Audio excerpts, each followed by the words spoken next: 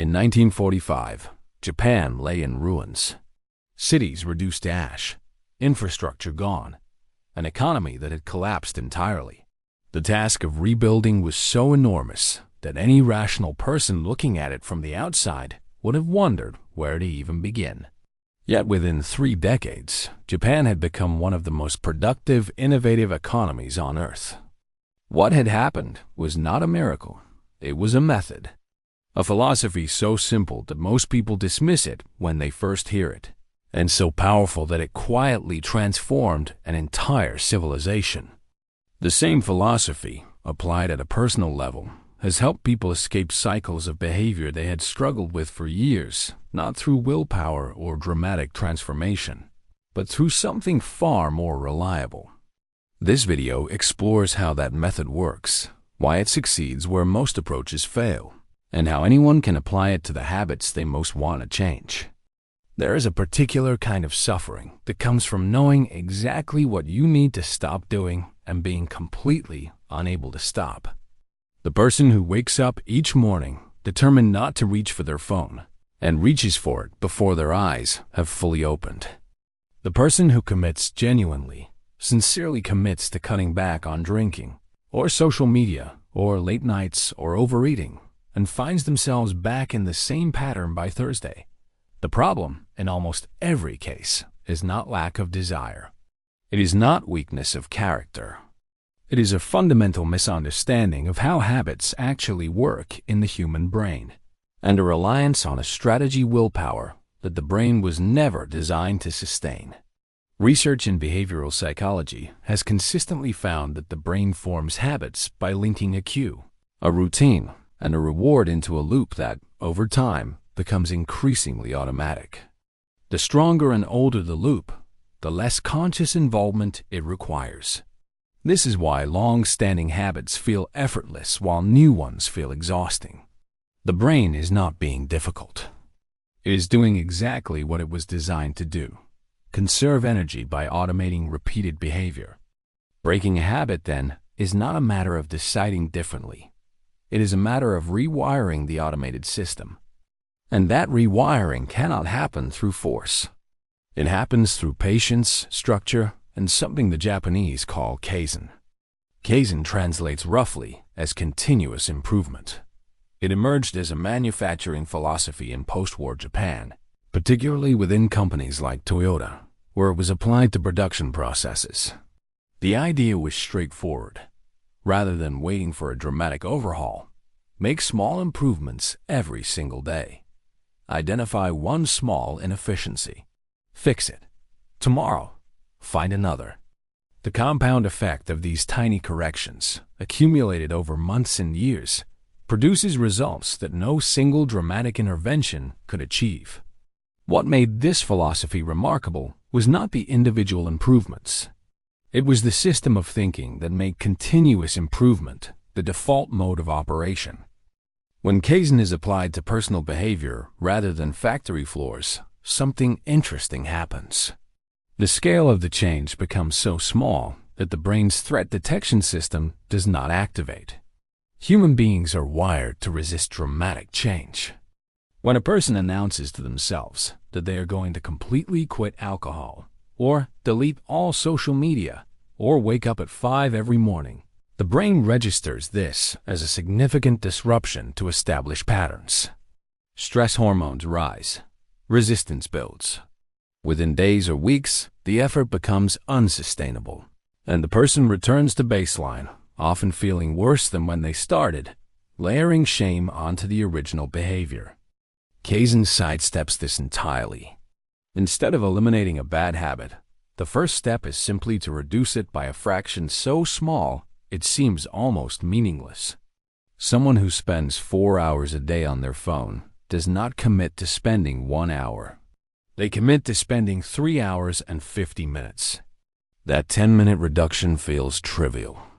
The brain barely notices, and that is exactly the point. The goal is not to make a statement. The goal is to begin moving in a direction, invisibly, below the threshold of resistance. The next week, 3 hours and 40 minutes. Then 30.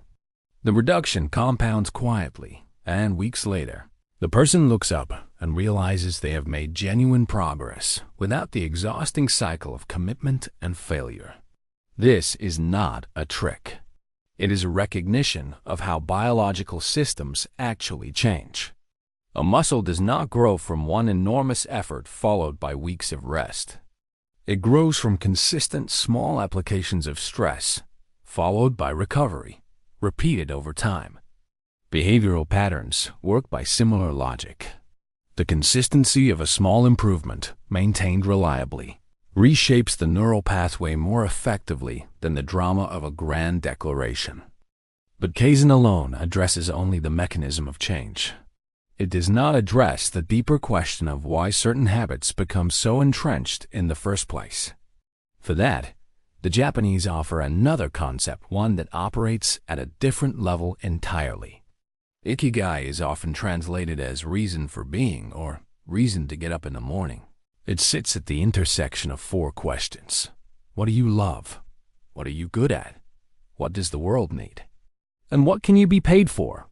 Where these four overlap, according to the philosophy, lies a person's Ikigai, their deepest source of meaning and motivation. What this has to do with breaking bad habits is not immediately obvious, but the connection is precise. Behavioral researchers have observed that many persistent habits, compulsive phone use, excessive drinking, chronic procrastination, overeating share a common root. They are not causes. They are symptoms. They are what people reach for in the absence of something more compelling. When a person lacks a clear sense of purpose or engagement in their daily life, the brain seeks stimulation and relief wherever it can find them. Habits that offer quick, reliable hits of dopamine, social media likes, alcohol, junk food fill the vacuum. The habit is not the problem. The emptiness that makes the habit necessary is the problem. This explains a phenomenon that psychologists have documented in various forms. People who become absorbed in meaningful work or projects often find that destructive habits loosen their grip without any direct effort to eliminate them. Not because the habit disappeared, but because the vacuum that sustained it was filled with something else. Purpose is not merely a philosophical ideal. It is a practical tool for behavioral change. The relevance of Ikigai to this process is that it provides a framework for identifying what that something else might be. Most people have some vague sense that they want their life to mean something. What they lack is a method for translating that vague feeling into concrete daily engagement. The Ikigai framework pushes towards specificity. Now, I want to help people, but I am skilled at explaining complex ideas clearly. And there are people who need exactly that. Not, I want to be creative, but I am at my best when I am building things with my hands. And I have been not doing that for 3 years. The practical starting point is not a grand philosophical inquiry. It is a simple question asked honestly. What activity makes an hour disappear? What do you find yourself doing, even when no one is watching and there is no reward? Those small answers, followed carefully, begin to construct an alternative to the habit. Not as a replacement in the mechanical sense, but as a competing source of meaning that gradually becomes more compelling than the relief the habit provides. There's a third element in the Japanese approach to changing behavior that addresses something neither Kaizen nor Ikigai directly covers: the environment. Japanese culture places significant emphasis on the concept of the space between things, the deliberate use of environment to shape experience. In practical terms, this means that the physical and social environment is not a neutral backdrop to behavior. It is an active participant in it. Research in behavioral economics and environmental psychology has found that the physical arrangement of a person's environment predicts their behavior more reliably than their stated intentions. A person who leaves their phone on their desk will check it more often than a person who puts it in another room, regardless of how many times they tell themselves not to. A person who keeps chips in the pantry at eye level will eat more chips than a person who stores them on a high shelf behind other items, even if they consciously prefer not to eat chips. The behavior follows the environment. Intention follows behind, usually constructing a justification after the fact. What this means practically is that Kaizen level changes to the environment can produce Kaizen level shifts in behavior. Remove one cue, create one small barrier. Make the habit one step harder to access while making the preferred behavior one step easier. Someone trying to reduce late-night screen time does not need to ban all screens. They move the charger to the kitchen. They put one book on the nightstand.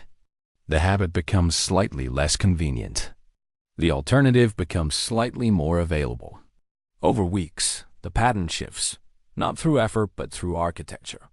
This environmental approach pairs naturally with the Kaizen principle because both operate below the threshold of conscious resistance.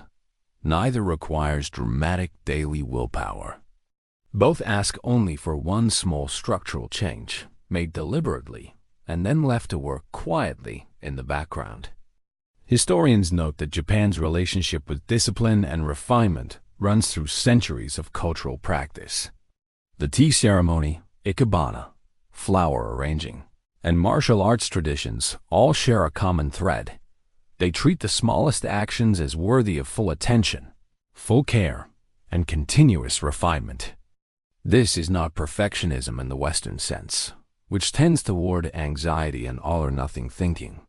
It is something more patient, the understanding that anything done repeatedly shapes the person doing it, and therefore deserves to be done well. Applied to habit change, this understanding offers a reframe that is quietly powerful. Most people view their bad habits as evidence of some personal failure, proof that they lack the character to do better. The Japanese framework suggests something different. The habit is simply a pattern that has been practiced. Like any other skill, it has been refined through repetition until it became automatic. And like any other skill, it can be replaced not by attacking it directly, but by practicing something different with equal consistency.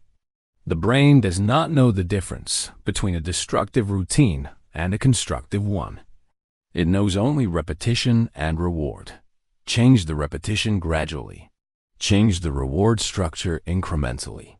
The neural pathway shifts slowly, the way a river shifts course over time, not from a single dramatic event, but from water moving in a new direction, day after day.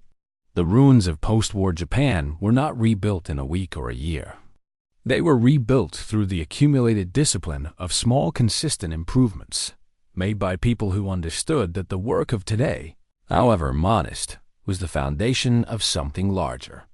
That same logic applies to the private rebuilding projects that most people carry quietly inside them. The habits they want to shed, the patterns they want to escape, the person they are trying to become. Kaizen offers a method. Make the change so small that resistance cannot grip it. Ikigai offers a direction. Find what is genuinely compelling enough to fill the space the habit occupies. The environmental approach offers a structure. Arrange the world so that the desired behavior is the path of least resistance rather than the path of most effort. None of these alone is sufficient. Together, they form a system that works not by demanding more willpower than most humans reliably have, but by making willpower largely unnecessary. The choice of where to begin is itself Kaizen. One habit, one small reduction, one environmental adjustment. One honest answer to the question of what makes an hour disappear. Start there. Not tomorrow. Tonight, move the phone to another room. It is a 10-second action. The brain will barely notice. And that, surprisingly, is exactly how transformation begins.